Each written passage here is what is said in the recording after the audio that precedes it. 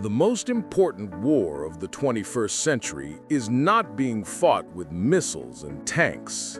It's not a war you can see on the nightly news. It's a Cold War, fought in sterile clean rooms and corporate boardrooms, over a resource smaller than your fingernail, but more valuable than all the oil in the world. I'm talking about semiconductors, the brain inside every piece of modern technology. From your iPhone and your car, to the AI data centers that power our future, and the hypersonic missiles that could end it. He who controls the chips controls the world. Right now, the world's two superpowers, the United States and China, are locked in a high-stakes battle for dominance. The US has unleashed its most crippling economic weapons to stop China's rise. The central question is, who is actually winning? The answer is far more complex than you think. To understand the war, you must first understand America's strategy. It's not just about competition, it's about containment. The US fears a future where China's military, powered by advanced American-designed AI, becomes unstoppable. So, the US launched a two-pronged attack. First, the offense. The $52 billion CHIPS and Science Act.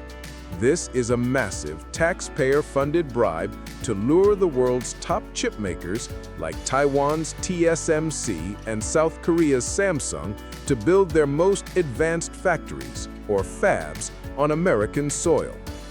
The goal is simple: secure America's own supply chain. But the second prong is the real weapon, the defense. A series of devastating export controls, first implemented in October 2022. The US identified China's single greatest weakness. America doesn't just design the best chips, like NVIDIA's H100 AI chip, it also controls the tools needed to make them. Specifically, the US pressured its allies, Japan and the Netherlands, to join the embargo.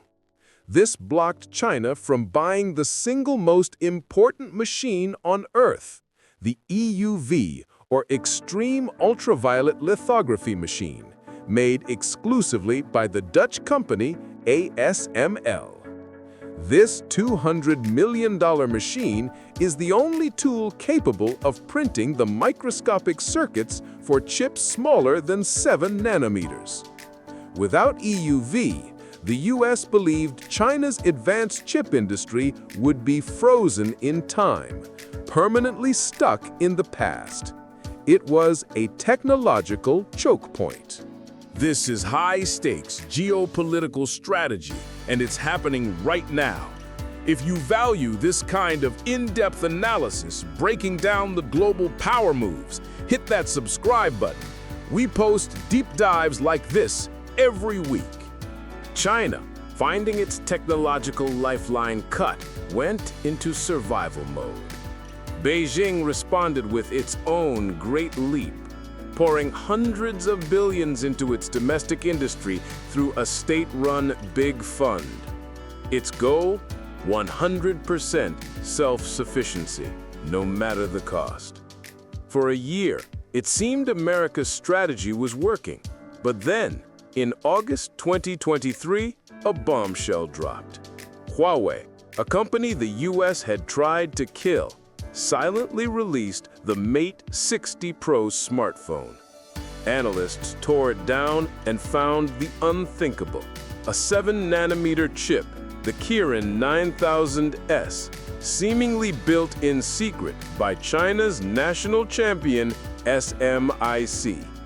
The Western world was in shock. How did China produce an advanced 7-nanometer chip without ASML's EUV machines? This is where the case study gets fascinating. China did not invent a new magic technology. Instead, they achieved this breakthrough by pushing an older technology, DUV, or deep ultraviolet lithography to its absolute physical limits. They used a process called multi-patterning. Imagine trying to draw a very fine line with a thick marker. You can't. So you draw several thick lines next to each other and then use an eraser to carve out the fine line in between. This DUV process is incredibly complex, slow, and expensive. The yield, the number of usable chips per wafer, is disastrously low, estimated to be under 20%, compared to the 90+% yields TSMC gets with its EUV machines. So, the Huawei Mate 60 Pro is two things at once. It is a monumental political victory for China, a symbol of defiance that proves they cannot be simply choked. But it is also a massive technical compromise. It proves that America's sanctions are working.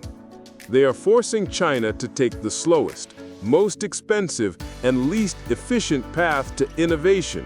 China can make a 7-nanometer chip, but they cannot mass-produce them cheaply or reliably enough to power their AI revolution, yet.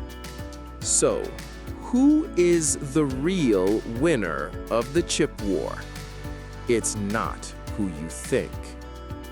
In the short term, the US has succeeded. It has slowed China's AI development by at least 3 to 5 years and made their technological path incredibly difficult. But in the short term, US companies are also losers. NVIDIA, AMD, and Intel have lost access to their biggest market, sacrificing billions in revenue. The true winners are the ones caught in the middle. Winner number 1, TSMC and Samsung. They are the Switzerland of the chip world. China still needs them for legacy chips, and the US is handing them billions in subsidies from the CHIPS Act to build new fabs in America.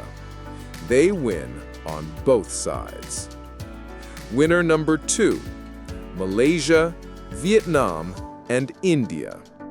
As global companies panic about putting all their eggs in the China basket, they are diversifying. This de-risking is sending a tidal wave of new investment into these nations for back-end assembly, packaging, and testing. Winner number 3, the legacy tool makers.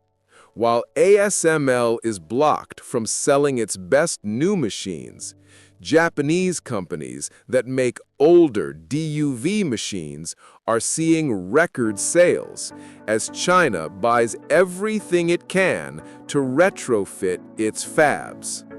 In the end, there is no clean victory. The US has wounded its rival, but in doing so, it has given China the unstoppable political will to achieve self-reliance. We are not witnessing the end of a war. We are witnessing the beginning of a technological bifurcation. The silicon curtain is descending. The world is splitting into two separate, competing tech ecosystems. One led by the US, built on cutting-edge, capital-efficient technology, and one led by China, built on resilience, redundancy, and state-funded brute force. The result? A future that is less integrated, more expensive, and far more dangerous for everyone. But what do you think? Is the U.S. strategy a brilliant move for national security or a fatal mistake that will only accelerate China's rise? Let us know your prediction in the comments below.